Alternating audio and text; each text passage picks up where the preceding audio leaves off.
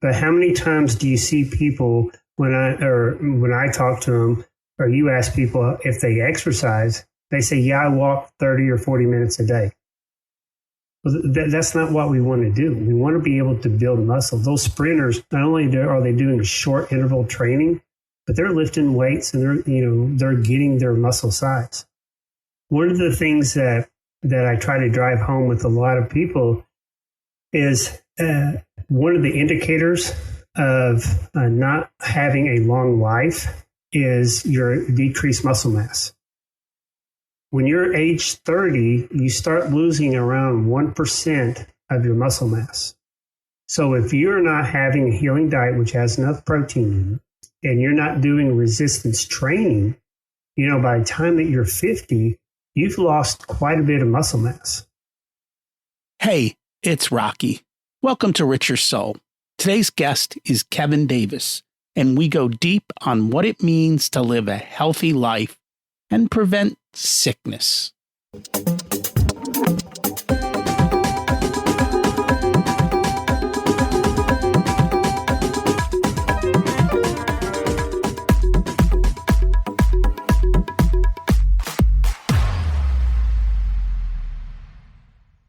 Imagine it's 12 months from now, and you've achieved your major life goals. How does it feel to be in the best shape of your life? To wake up energized, excited about the day? To have great relationships and friends who support you and propel you forward? How does it feel to have an excess of money, to be able to make the choices you want? To be fearless and open to trying new adventures? Imagine being connected to the universe and it providing everything you desire. It's possible over time, and your past does not dictate your future.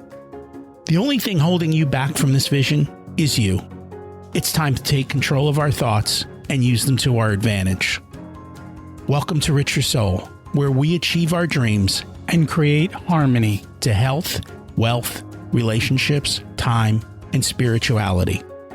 If you have not had a chance to listen to episodes 1 through 9, I encourage you to go back and listen to the framework behind Richer Soul and how to create the life of your dreams.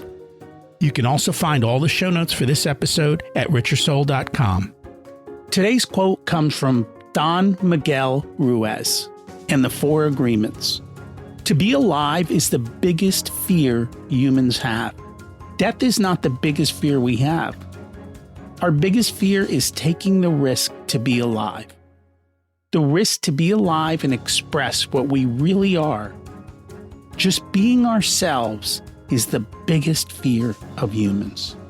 I always say the reflection in the mirror is the hardest opponent we face, ourselves. What about you? What's your biggest fear? Before we continue, let's review last week's action step, which was, what do I want my money doing for me? And this wasn't a question about what products to use, but more, how does my money serve me? How do I use it as a tool? And what do I need to learn to use it to my advantage? Again, money isn't everything. Your health is, so let's get back to that. The reality is our healthcare system is actually a sick care system. Try going to the doctor and asking for wellness and advice on improving your health beyond the basics, and you'll probably be out of luck. You have to go outside the system to learn about what it really means to be healthy and to keep up on the massive changes that are coming in the next decade to increase longevity, which of course means you'll need more money in retirement. I can't wait to see what's coming. In the meantime, we still need to take care of our bodies. We've had a few episodes on this topic, but I want another because it is so important. What does it really mean to be healthy? And what are the factors that affect health? Part of it is slowing down, living life, moving our body so it doesn't rust out, so to speak, and also having the time to rest and to be still. Our guest is an expert with over 25 years of experience treating patients, 15 of them in his own clinic. Kevin Davis is intimately familiar with the challenges facing an aging population. His commitment to continuous education and deep personal interests in genetics, as well as natural medicine, are the wellspring of proven methodologies that Kevin prescribes for disease prevention and anti-aging treatment and intervention. Let's meet my friend Kevin. Welcome to Rich Your Soul, Kevin Davis. It's great to have you join us today. Rocky, I appreciate you having me on. And I'm excited to learn from you today. We always start at the beginning. What was it like when you were growing up, and how much did your family and school teach you about money? Very little. Basically, we were taught to work hard and just save. You need to start saving early for later on for retirement, depending on your 401k. You know, some of that's changed over the years. That's what my family kind of motto was, just work hard and save. Did they have a lot of conversations, or was it just very minimal? Very minimal. Very minimal conversations. It was, I had no idea how much parents made, how much they saved, those type of things. It was more of a hush-hush, we don't talk about money. You just need to save. Wasn't really told how to save, where to save, how to make your money grow, those type of things. I've learned those over the years, but growing up, that conversation really didn't happen a whole lot. Anything happen at school?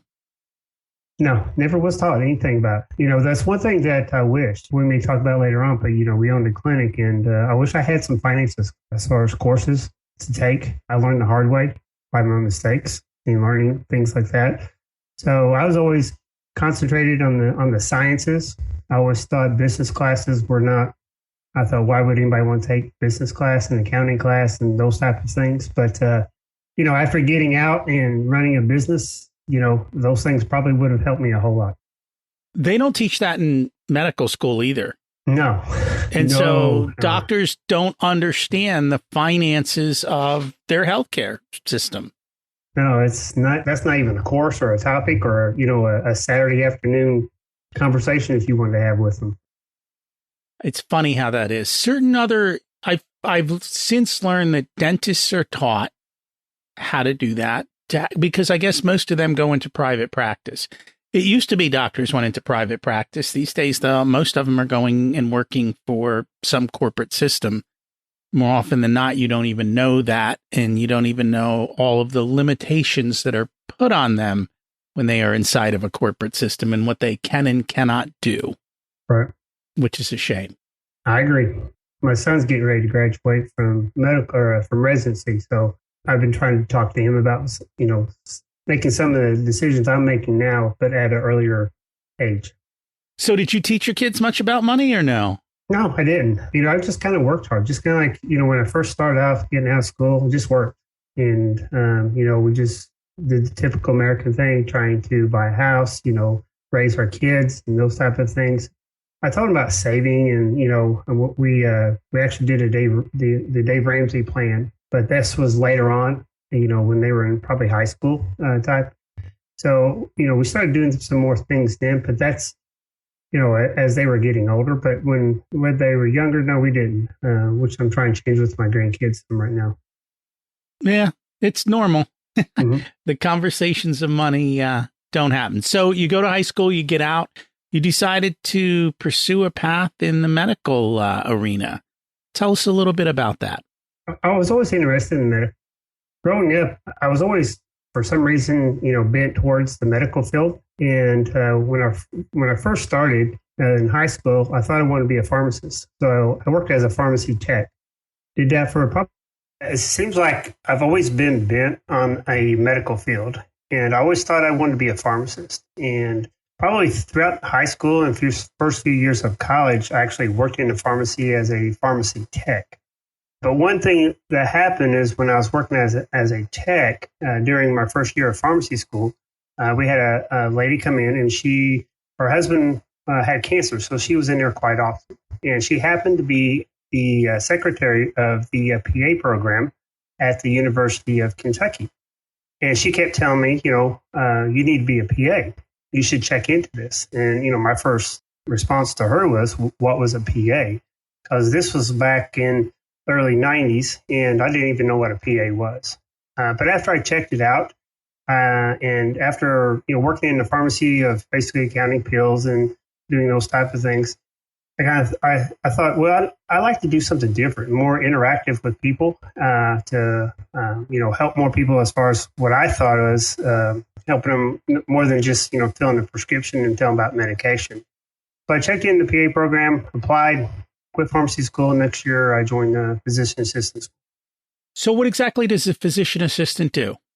Well, a physician assistant is a dependent practitioner. And what we mean by that is have to have an agreement with a supervising doctor. And a lot of people, if they don't know anything about a physician assistant, they think that we just go along with a doctor and assist them. And that's a big controversy as far as naming in our profession right now. But basically, what we do is we function as a primary care provider in my instance, but that we can also work in orthopedics, we can work in pediatrics, urology, radiology, emergency medicine. So we are basically functioning like your provider. And, I've been in practice for over 25 years, and people who come to me have never seen the medical doctor who's the supervisor. So, they see me and they count me as their provider. So we do basically everything. We do a diagnosis, we order tests, we order medications, we refer when needed.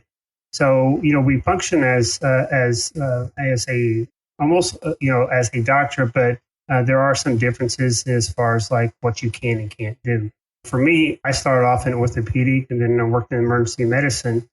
And then I started in family practice. And actually in 2003, I started my own practice, which is kind of unusual for a physician assistant to have their own practice. And, hired a supervising doc to come and do the necessary paperwork and things like that. And I had that clinic for 17 years. And last fall, I sold to a corporation locally, and now I work for them. So I kind of got out of being my own boss and owning my own clinic, which has been very stress relieving because dealing with the insurances and the finances and things like that, I don't have to do that anymore. All I have to do is see patients. How's it working out? I really like it. There's good and bad. Working for yourself, there are, you can make your own hours, but if you're not working, then you don't get paid. There's no cover for that. I always thought I always tell people I thought half my stress would be gone, but actually probably 70 to 80% of my stress is gone because the things that I do now, treating patients, from 2 months until 98 years old, seeing diabetes, sinuses, high blood pressure, cholesterol, that's the fun part of my job.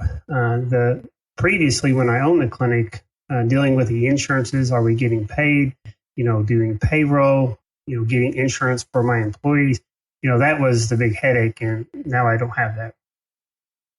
And again, as you said, there's always pluses and minuses. Mm-hmm. It just depends on who is running the operation and what your terms and so forth are. So we're here to talk about healthcare. And in the past, that word is kind of it's not appropriate because the healthcare system isn't healthcare, it's sick care. It's not designed for people who are healthy. So I'd love to hear kind of your thoughts on that. Yeah, it's kind of like the naming is not correct. I agree with you 100% on that. What I do is people come in and they have a problem and we try to fix them, with medication, whatever it may be. So they come in because they're ill or they're having problems. We're not actually doing healthcare. And when I look at healthcare, what I think about is more of like, how can you become healthy? What are some of the steps that you can prevent a lot of the chronic type diseases that we develop over time? And, in school, we are taught how to diagnose and how to treat. And, whether that would be by medications, by surgery, or whatever it may be, that's the model that, almost every medical professional goes through. There is very little about prevention. In school, we may be in 2 or 3 years of school and have 2 weeks of like nutrition. as far as like help preventing, chronic disease and what people should do. So a lot of the things that are focused on in school is, treating after the fact. So, unless someone really takes an initiative, to make that change in their own mind as a medical professional, you have to do that first.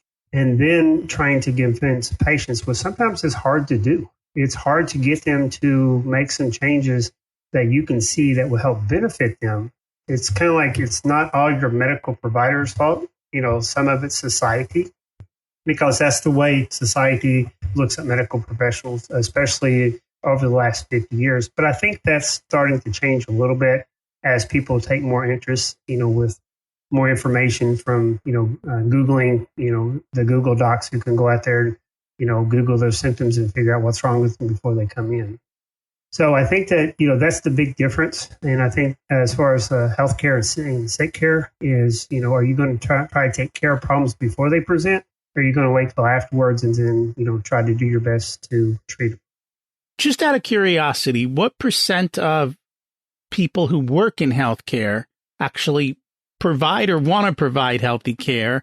And then the second part of that is, what % of people are actually demanding health care versus sick care?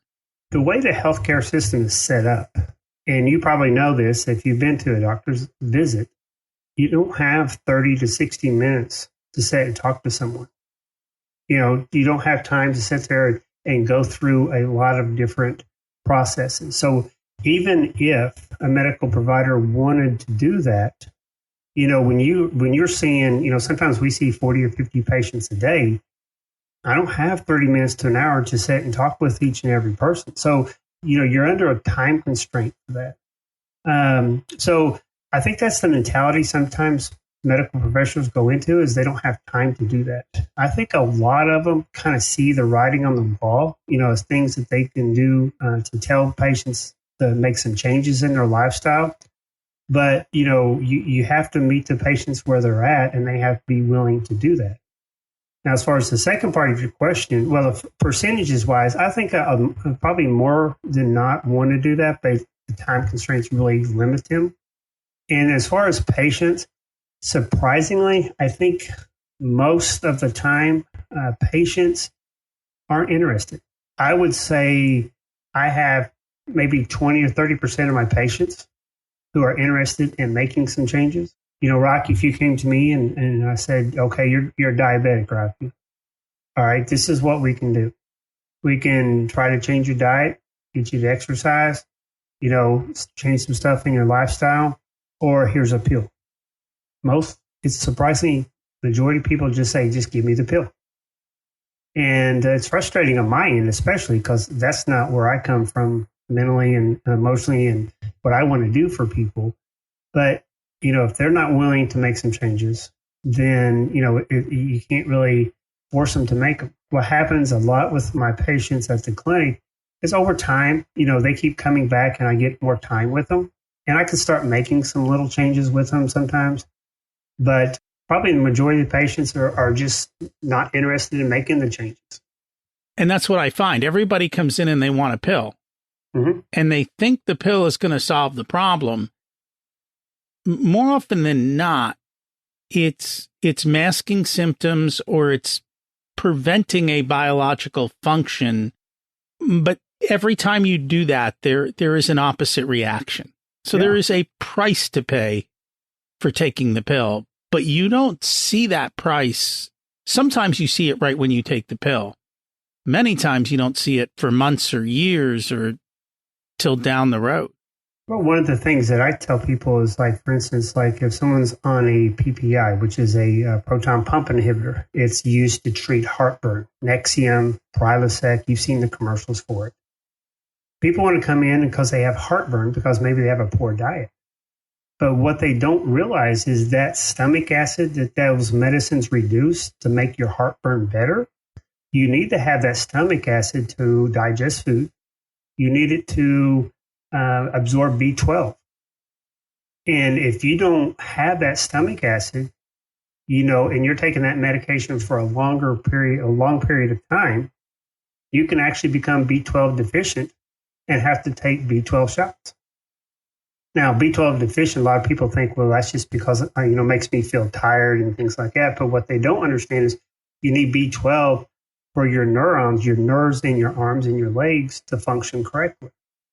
So just by not changing your diet, one, you're having to spend money to buy a medication. Two, you become maybe B12 deficient. You have to get B12 shots. And, it's just a cascade of problems that can occur just because they didn't want to change your lifestyle. And usually what I find, especially with something like diabetes, is we start with one pill, then maybe we change to a second pill, then we add a second pill, and then maybe we have to add other medicines because there's other things that are also going on that are tied to the diabetes that haven't been addressed because we didn't fix the underlying problem. So now we're taking 2 more pills for 2 other conditions that are a result of diabetes. And when your doctor it has gotten better in the sense that in the past, the doctor would give you all these meds and half of them would interact with the other half. Now pharmacies at least have programs and their little devices now say you can't do that because you're going to cause a reaction. And it's more complicated than just taking the pill, I think. It is. And then, with that in mind, the interactions is, especially if it's a new medication, they go through trials. But, how many times do we hear, 10 years later that this medication causes a certain problem or interacts with a certain medication? So, even if the medical professionals, your doctor, your pharmacist tries to do the best that they can, there's still a potential down the road that we just didn't know about that could be causing some of the issues. And those don't come out until you have long-term prevalent use in the community. And that's usually when they see it. And it's only when it gets reported. That's the whole problem. The whole reporting system for side effects is extremely cumbersome on the physician side and on the healthcare side to be able to say this drug may have caused this problem. And unfortunately, we don't have good feedback systems in medicine. If the airline industry ran like the medical industry, planes would be falling out of the sky every day, but they have systems and processes that unfortunately aren't as prevalent on the healthcare side. Yeah, I agree. So you've come up with your own, let's call it a system, the 4 pillars of health. Can you share a little bit about what that is? Well, the reason I started with the 4 pillars of health is because health is a very complicated subject with each person because everybody's a little bit different. Some people may, if they come to me because they're feeling tired, it could be their diet's not doing well. It could be a lack of certain vitamins. It could be sleep. It could be stress. So when someone comes to me and they're feeling tired, it can be many different things. And that's the case for a lot of complaints. And what I try to do is over my years of seeing, thousands of people is try to come up with something simple that not only I can go back to and revisit when people come back in to see me, but also patients and clients can kind of identify with, and they can kind of like do a self-check to see if these areas are doing well. And what I found is like, if you have 1, a healing diet, if you have 2, proper sleep, if you have 3, exercise, and for me, 4 is prayer. And, if you're not a Christian like I am, it may be meditation. But if you don't have those 4 things as a basis, then everything else kind of goes off kilter. And I use the example of, like you have a mobile above a baby's bed and it's all balanced and you have, it just spins around and you've got these airplanes and they're all evenly. But if you take one of those airplanes off, then it becomes a little bit out of kilter. You take 2 of those off, it becomes more out of kilter. You take 3 and it kind of flips over.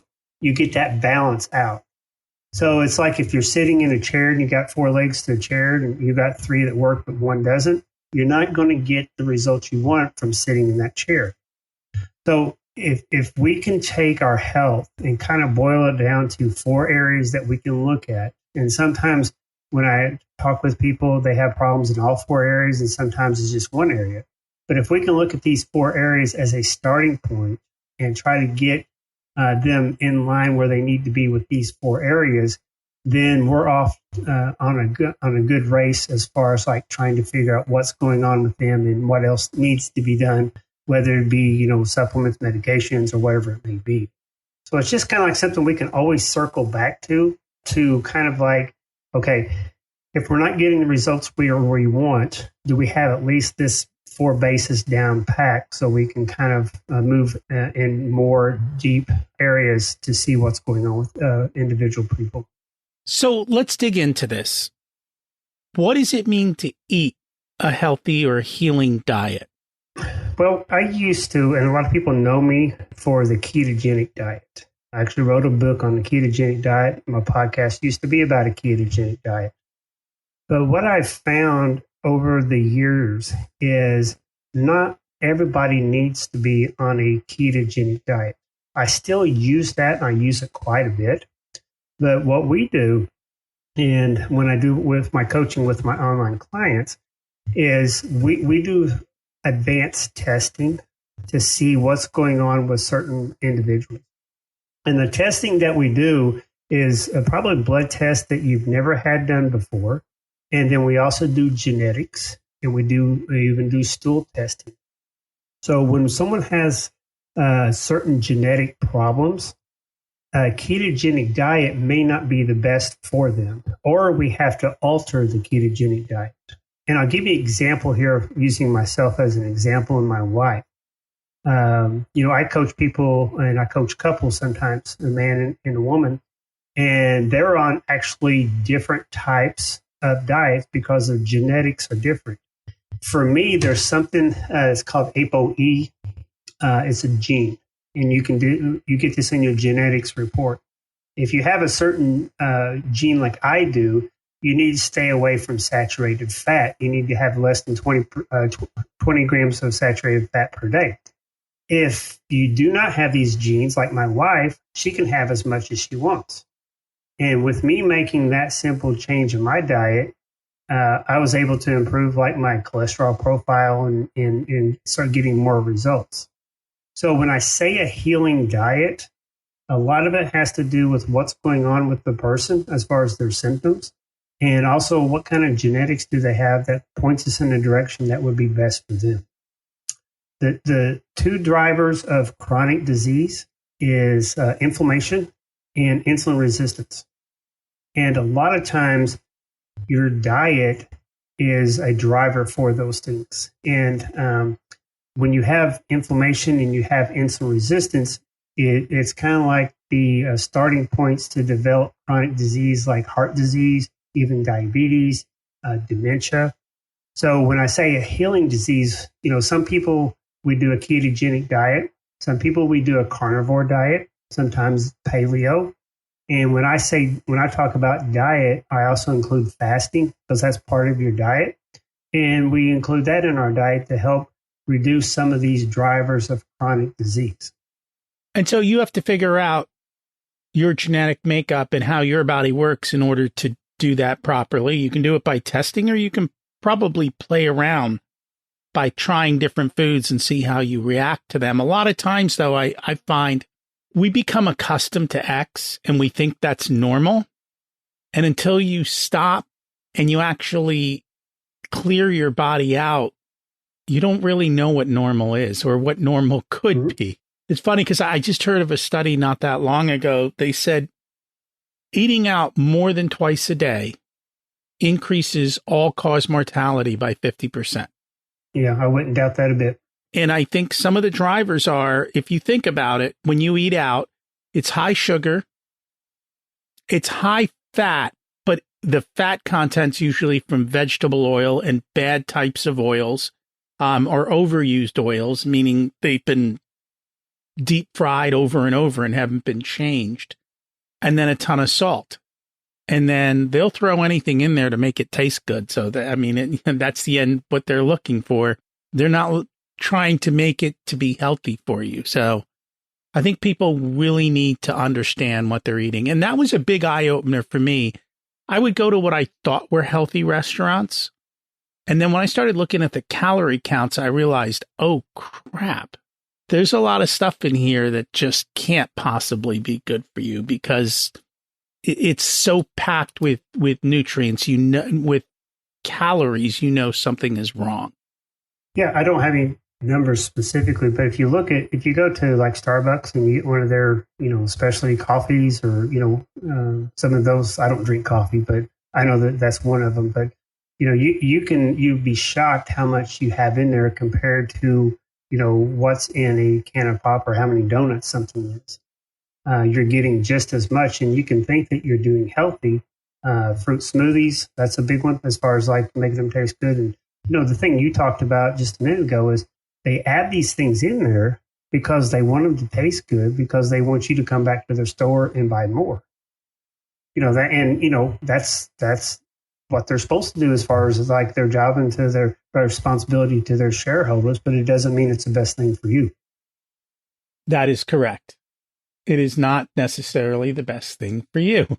And you've got to figure that out. And I think that was even when I went to that place and I looked at their salads and realized eating a salad had more calories than eating their burgers and sandwiches. It was like somewhat eye-opening. And that just takes a little bit to look at it. These days, we don't eat out much just because. But at the same point, and I'm hearing this a lot, it comes up on the money side. People are ordering DoorDash and the equivalents constantly. And so A, it's a financial drain, and B, they're not eating good food. And that's one of the things where the damage doesn't come today. The damage comes tomorrow. And sometimes we'll eat a big meal. We won't feel good. And it's like, oh, I overate. Well, it might be more than just you overate. The things you're eating may not help you. So let's kind of move on to exercise. I don't know if people even understand what good exercise looks like. To me, if you are not doing resistance training, you're not benefiting yourself long term. Let's just use the example of the Olympics. If you look at a sprinter and you look at a marathon runner and you look at their bodies, 99% of the people would rather have the sprinter's body than the marathoner. But how many times do you see people when I talk to them, or you ask people if they exercise, they say, yeah, I walk 30 or 40 minutes a day. Well, that's not what we want to do. We want to be able to build muscle. Those sprinters, not only are they doing short interval training, but they're lifting weights and they're getting their muscle size. One of the things that I try to drive home with a lot of people is one of the indicators of not having a long life is your decreased muscle mass. When you're age 30, you start losing around 1% of your muscle mass. So if you're not having a healing diet, which has enough protein in it, and you're not doing resistance training, by the time that you're 50, you've lost quite a bit of muscle mass. And, the hope is you can always regain that muscle mass. It's a little harder as you get older, it seems like. But you want to be able to, when you're in your 30s and 40s, make sure that you're doing some resistance training to maintain or even build muscle mass. Me personally, I am 52. At age 40, I could not do a pull-up. Now, in one workout, there's a routine that I do 100 pull-ups. Now, that's something that I could never do before. So I just don't say it for myself. I just give that to people to say, there's hope that you can do. But you have to be diligent. The problem with when I say resistance training or weightlifting, everybody has their picture of Arnold Schwarzenegger in the gym and bench pressing and those type of things. You can get an excellent resistance training with just your body weight And if you want to add a band workout, you can do all this at home and you can get the resistance training that you need, but you have to concentrate on increasing your muscle mass.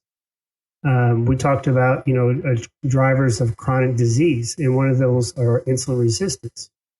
Well, one of the benefits of having more muscle is if you do eat more sugar than what you need, then your body is able to uptake more of that sugar out of your blood and put it into muscle cells. So actually your blood sugar can actually improve by having more muscle. So if you find yourself, getting weaker as you get older, there's hope that that can change, but you need to incorporate resistance training.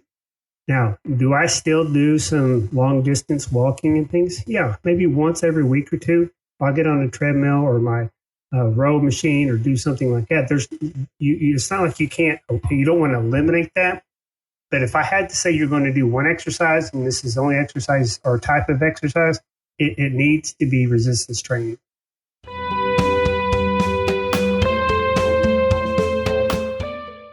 Today's episode is sponsored by Profit Answer Man Podcast.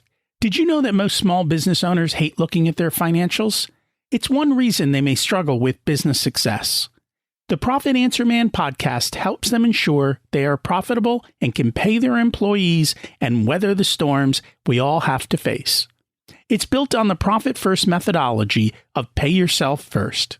The Profit Answer Man podcast is a must listen to for every small business owner and anyone who wants to help them survive and thrive. Check it out on your favorite listening platform.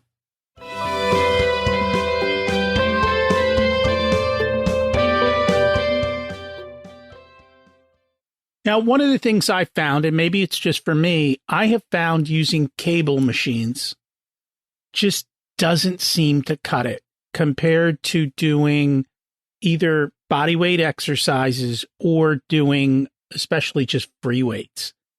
I don't know if there's studies that show that, but I just know that I really struggled with machines. I'd go use them and get nowhere. Well, I mean, with the machine, one, you're going in one plane of motion, and the machine is kind of stabilizing things for you. If you're doing a machine bench press versus a barbell bench press, or even push up or whatever it may be, you're using a lot of other smaller type muscles to get that stabilization that you need to have. And, when we talk about stabilization, that's another aspect I try to get folks to do, is doing certain things that will help stabilize them to prevent falls as they get old. So, your balance and things like that. So when you're doing, one-legged type exercises, or you're in the weight room doing some HIIT training, you may be able to do, you're going to be able to get some of the stabilization that you can't get, just by doing the cable exercises. I've never been a fan either, Rocky, of the cable. I didn't like them, and just never, or the machines. I just never really did get much out of them either. And again, when I go to the gym, 90+% of people are on cable machines. Mm-hmm. There's very few just on the free weight side, mm-hmm. especially with a full-size bar. Right. I think in my gym, there are 5 main full bar stations. There's probably 100 other stations. And so it just shows you that it's what people do. They think it's going to somehow solve their problem. I honestly think it's intimidation. Oh, it is. I know when I had to go to that side of the gym, it was intimidation. Well, like when I started working out when I was 40, where I was working out, I mean, these guys were benching 400 pounds. And I'm going there thinking, if I can get 100 pounds, I'm doing good when I first started. So you walk in a gym and you see all these people who are just, huge doing these type of things. But, what I found, the vast majority, 90% of those big guys that are working out, they're willing to help. They can give you pointers. They can help you on your form. It becomes more of a community, but it just has to take getting away from that intimidation as far as going into the gym. One thing that I have a lot with my clients is females do not want to go to the gym. It's a majority, because most of my clients are, 40s to 60s right now. And, they don't want to go into the gym. They've never been in the gym, especially ladies, because, they're just intimidated with that. But if we can get them to just overcome that, they can kind of see they can really get a lot more progress by doing that. But it just, it's one of those things you just have to get over, I think. You do. It's always fear that holds us back from whatever it is that we are doing. And I want to break some of the myths up. Well, first of all, when you are using free weights, the biggest thing is get your form right. It's not the amount of weight as much as getting your form right, because that's what prevents injury. The second thing is the guys who I can see who usually lift the most generally are not the big guys. They're not the guys with the big muscles and all of that. These guys are really, they're just toned and thin, and they just go in, and it's amazing how they just crank it out. Mm-hmm. And you would always think it's the big guys, but a lot of the times the big guys can't do big, heavy weights. They are limited in how much they lift. Well, they train. A bodybuilder versus a power lifter is so much different as far as the way they train. When you said that, I thought of something funny. I have some people who, they look at Arnold Schwarzenegger and they say, well, I don't want big muscles like that. And I kind of laugh because, one, I don't know what else he did to get there, because he's mentioned some of the things he did, that he shouldn't have done. But, these people spend 6, 7 hours a day in the gym. We're not going to do that. I wish I had that problem. I wish somebody would accuse me of doing something to get big, but I've never had that happen yet. I lift and I don't get big. So I don't know what I'm doing wrong. I guess I'm lifting for strength, not for size. So we talked about the 4 pillars. We hit diet, exercise. What was the next one up? Sleep. That's the one we missed. So what's a reasonable amount of sleep? It's different for everybody, but typically 7 to 9 hours. And, with my 4 pillars of health, if this is one of the areas that somebody is having problems in, this is the hardest one to treat. You can go to the grocery store and make a different decision as far as what to buy. You can decide, well, I'm going to get up and I'm going to do push-ups tomorrow. But Rocky, if you have trouble sleeping and I told you to go to sleep, you ain't going to go sleep. It's really hard to do because it's not something that you can force yourself to go to sleep. If I tell you, Rocky, you need to go to sleep at 10 and it's 10 o'clock and you're wide awake, you can't go to sleep. But if I told you at 10 o'clock to do some push-ups, you could do some push-ups. So it's one of the hardest things that I find as far as correcting if somebody has an issue. But what we have to do when we talk about sleep is we have to look at the circadian rhythm. And surprisingly, one of the first things I have people do is if they're having trouble sleeping is get up in the morning. As soon as you get up, have your shoes and your shorts or whatever it is next to you. And especially if it's nice outside, especially if there's some sunlight, is to get up and go for a 10 to 15 minute walk. Very first thing in the morning. Because what that does is when you get sunlight through your eyes, it helps reset your circadian rhythm. And it becomes one of those things that if you do it on a regular type basis, then you're getting up and moving when you first start.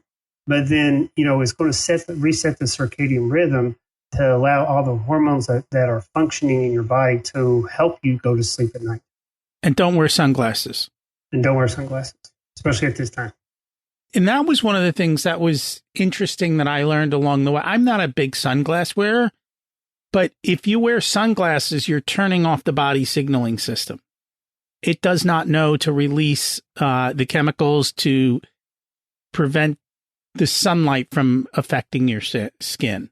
And it's such a innocuous little thing. Oh, I wear sunglasses because it's bright out. But yet, even something like that can do you harm for your health. Yeah, and when we're talking about going to sleep, there's just surprisingly how many things are going on in your body at nighttime. There's hormones, there's growth hormones being produced. So if you are somebody who, like I was, and sometimes still am, I'm guilty of this, is if I'm trying to rob hours during the day, I rob sleep.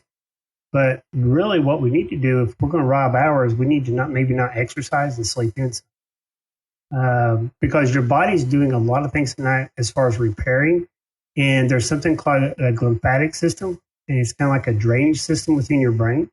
And all the things that you've learned and things that you've processed during the daytime, it's kind of like assessing those like in a computer, it's putting those in files. And if you're not getting the rest that you should, then, if you're thinking about like, oh, I can't remember like I used to be. Well, it could be because you're not sleeping. And one of the big problems that we see with people with sleep is the obstructive sleep apnea, where people have to use the machine. And it's surprisingly how many times we correct someone's sleep and their memory gets better, they lose weight. Because if you're not sleeping at nighttime, you're releasing your stress hormone because your body's stressed out because it's not getting the rest that it should. When you increase your stress hormone, cortisol, then you're increasing your glucose. And that can lead to insulin resistance, which is one of the drivers of chronic disease that we talked about. So you can kind of see I keep bringing back these things over and over, but there's different causes causing the insulin resistance.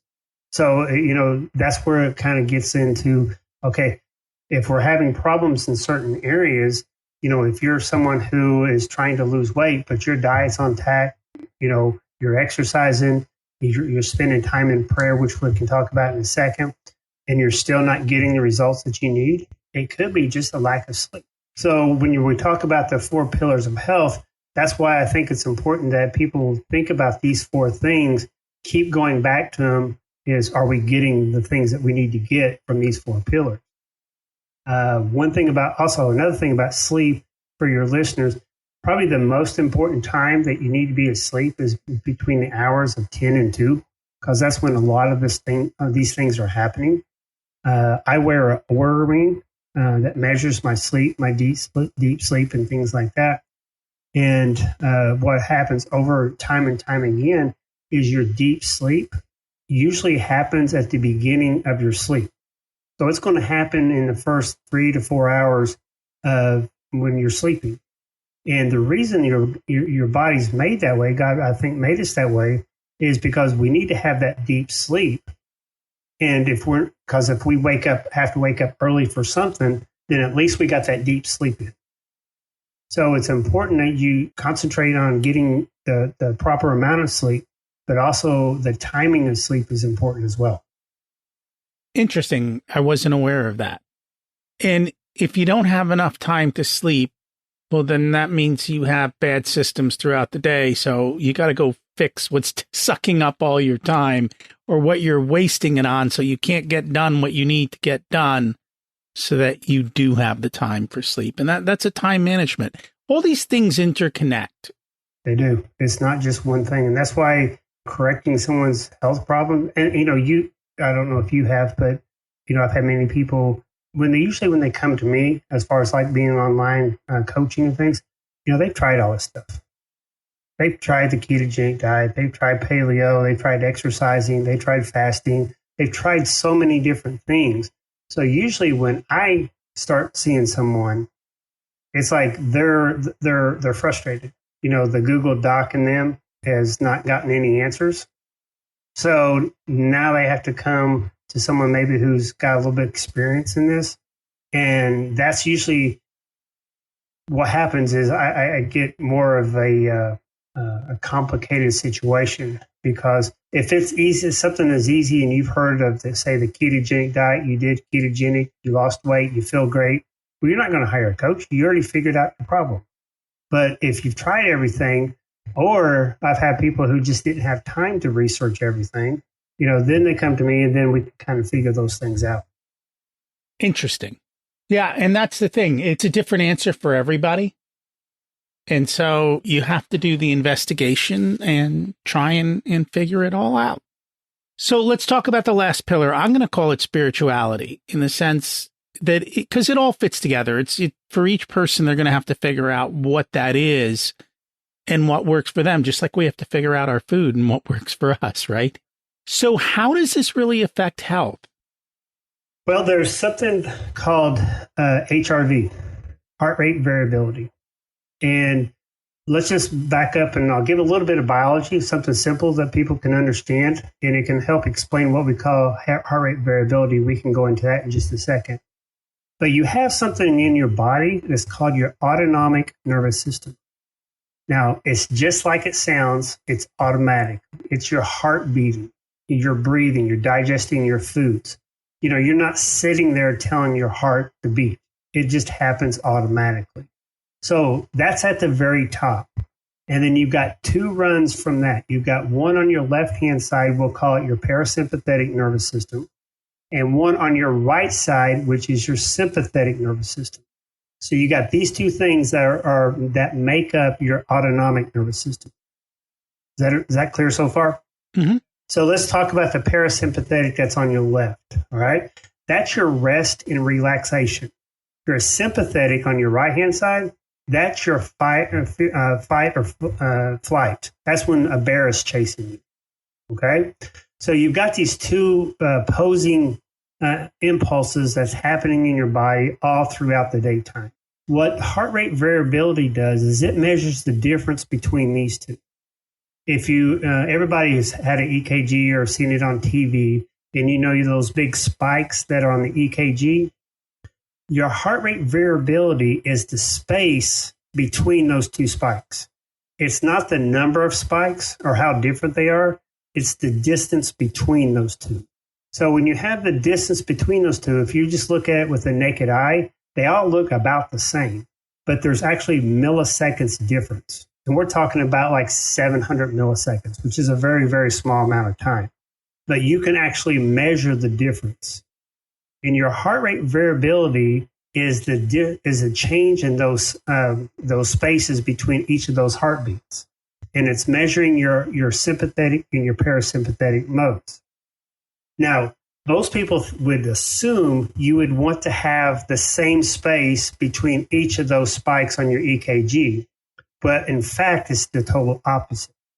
You want to have those spaces at different times. And that's the variability that it comes.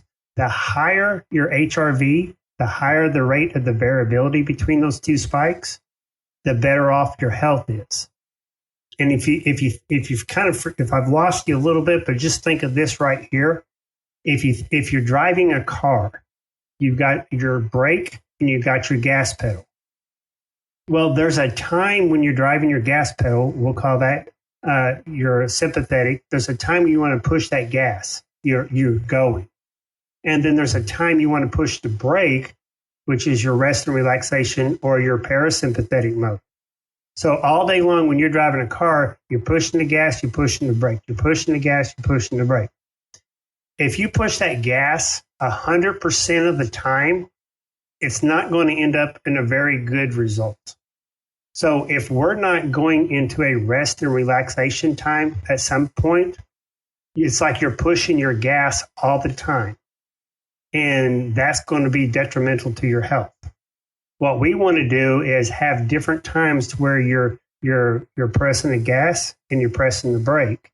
And that's where the spirituality, what I call the prayer or the meditation, you need to have that incorporated into your life. And there's other things you can do as well to help with this. And when you have that going on, your heart rate variability is going to increase and you're going to be likely to have better health. So I know I have an HRV monitor, and one of the things they have me do is breathing techniques with it. Absolutely. Do it every morning. Yep, every morning. And so that's what I do. I measure and I can see where I'm at. And it's got a coherence score, which I can't figure out what is driving my coherence score up or down. Because I'll sit there and do it, but every time my coherence scores are different. It's kind of like if you don't feel good for one day, it's hard to know exactly what that cause is. So when you're looking at your heart rate variability, it's not a snapshot. You just look at one day and that's all you want to do. You have to look at the trend.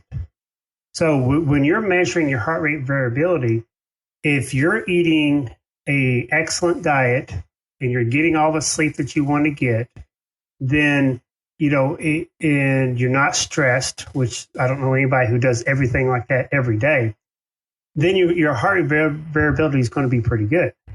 But the problem is what you did yesterday or the day before can affect your heart rate variability now.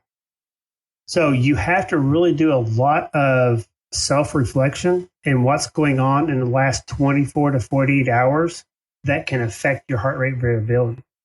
If you get something as simple as a cold, it can throw your heart rate variability out the door because, your body detects that.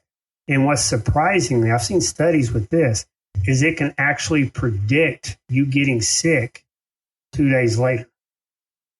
People's heart rate variability will tank because, they're developing something in their body that you don't really realize yet, but your body knows is happening, and your HRV can decrease. So if you're sitting there trying to figure out what's going on, why did my heart rate variability tank today? And I did exactly, I've been doing really well for everything last 2 days. You might find out next couple of days, that you're getting a cold. Or if you have some underlying stress, if you have stress, emotional stress, that can affect your heart rate variability. So there's so many different factors that go into it. But the thing that I like about the heart rate variability is you're becoming more aware of what's going on. And, for me, when I talked about sleep, one of the things that affected mine was getting not enough sleep. So if I know I'm getting enough sleep, my heart rate variability is much better. So it's just a tool. It's not like you can base everything off your heart rate variability, but the more tools that you have, the more data you have on board, I think the better off you can be. So let's talk about another topic that I've heard you talk about, which is biological age. So how is that kind of different than our normal age? The best way I can there's a chronological age. That's like, I'm 52. That's easy. We know what that is. Biological age is a little bit different, and it's how your body is perceiving itself on the age. And when we talk about these things, it's mostly getting down to a cell level, because that's where everything starts. And some of the things that you can look at for some folks is, like, if you've met somebody who's 50 years old, and before you knew they were 50, you thought they were at least 55 or 60, that's a good sign that their biological age is not exactly optimal. On the flip side of that, you've probably met somebody who's 50, but they look 45. That's, their biological age is much better. That's an easy way of explaining it. There's some things that we can do there on our genetic testing that we do with folks. They check different things in your genes and with your blood work and things like that. And they give you a biological age depending on what numbers come back. So one thing that I like with this is if you do some of these testing that shows your biological age, and you use the same set of parameters and you make changes in your lifestyle, you can actually see if there's improvement or not. And I've had several people who, they've lost 1 year, which is good. They've gained a year in the chronological age, but their biological age actually went back a year. So at least they know they're on the right track to better health. But again, it goes back to a lot of things that are happening at a cell level.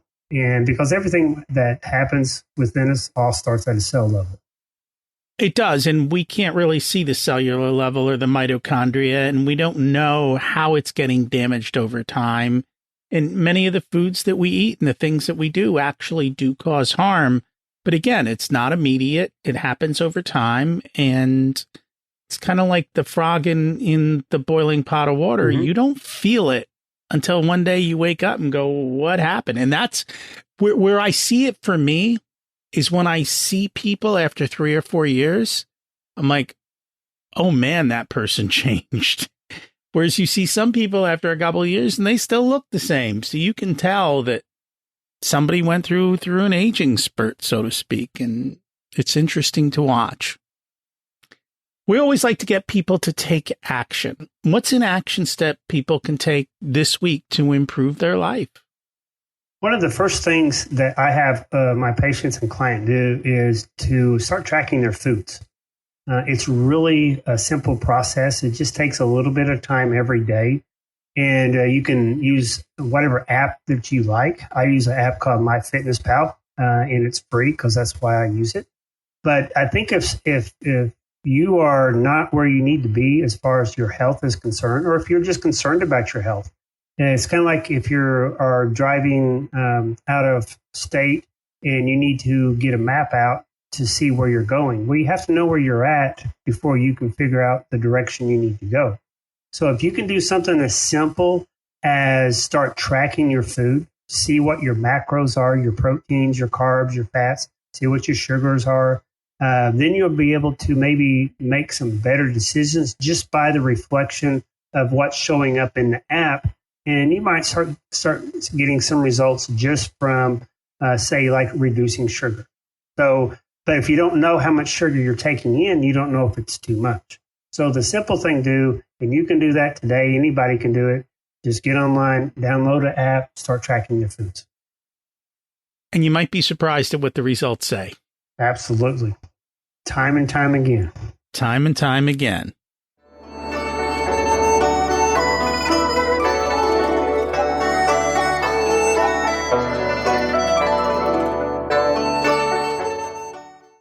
It's time to learn the secrets of life. What's your secret to living an abundant life? Following Christ. In my life, whenever I've followed Christ and what he has had planned for me and not what I wanted to do myself, and I'm not just talking financial, but just fulfillment of life has been so much greater. So following Christ is first and foremost the reason where I'm at. And that's impressive. And it's not easy to do. Oh, it's not. It's our sin, we struggle every day. We struggle in our sin. We want to please ourselves. We want to look inward. But when we look upward and outward, that's usually what really is abundant life. And it meets all different aspects of what abundant life should be. That it does. What did you learn later in life that you wish you would have learned sooner? Probably the conversation we had at the beginning is business aspects. Like, with you and, your profit first and those type of things as far as like investments. In the past, I used to read just about sports, just watch sports. But now my books are all over the place, reading Rich Dad, Poor Dad, Investor Lifestyle, different books like that.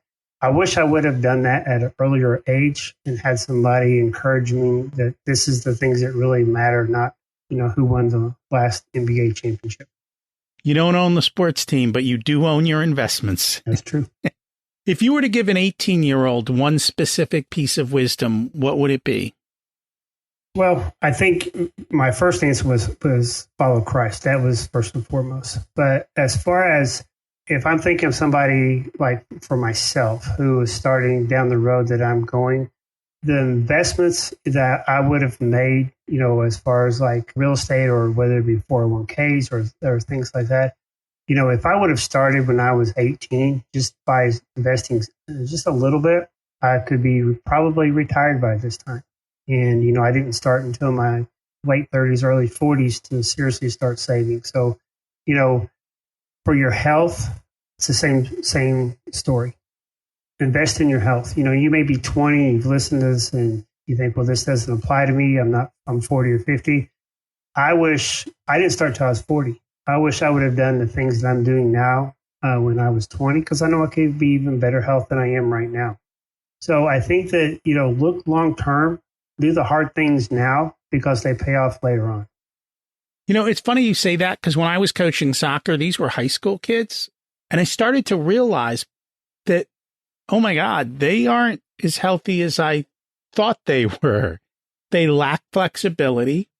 They don't like they've started to lose already and they're not even 18. And I'm like, wow, you can get by with eating a burger and fries when you're 18 and, as far as like how you look and things like that.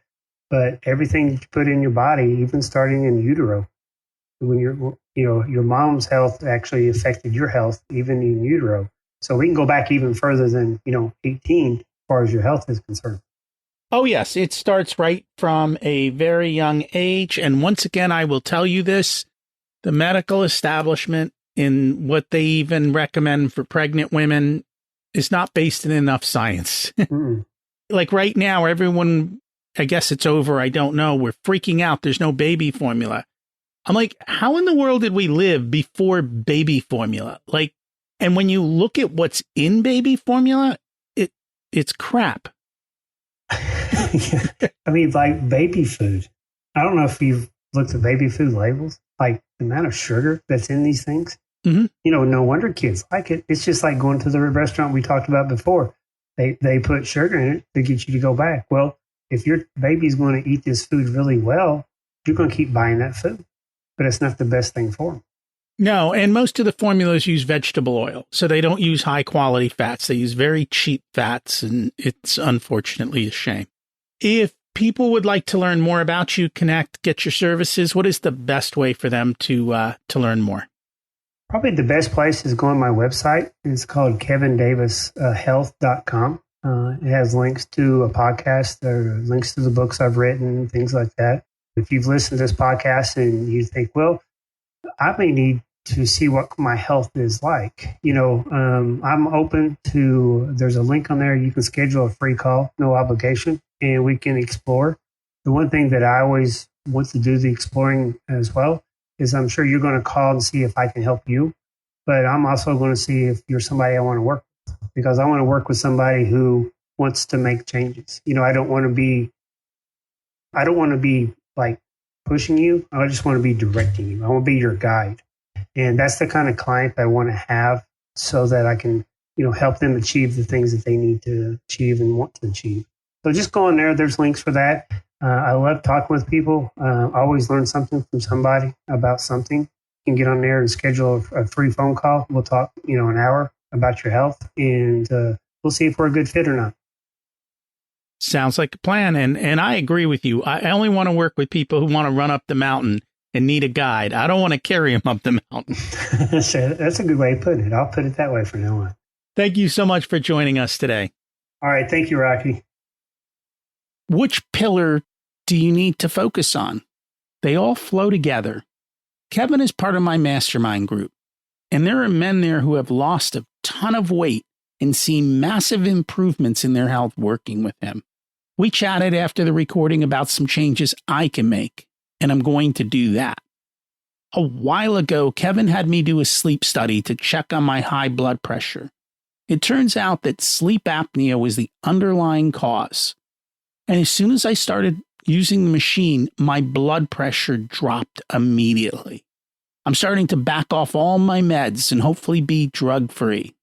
My doctor never brought this to my attention. I brought it to his. His attitude was, you'll have to be on these meds for life. And I was like, I want to find a better way. Kevin helped me do that. This week's action step, track your food intake to see what you're really eating. I track my food and my weight daily and my body measurements weekly. I want to be able to look back and see what caused issues and how I'm doing over time. I used to be fat, and this is how I got lean and strong. Still tweaking, still improving. Continuing to make those improvements. Next week, we have on Amy Wong to talk about 5 deliberate choices to realize fulfillment and joy in life.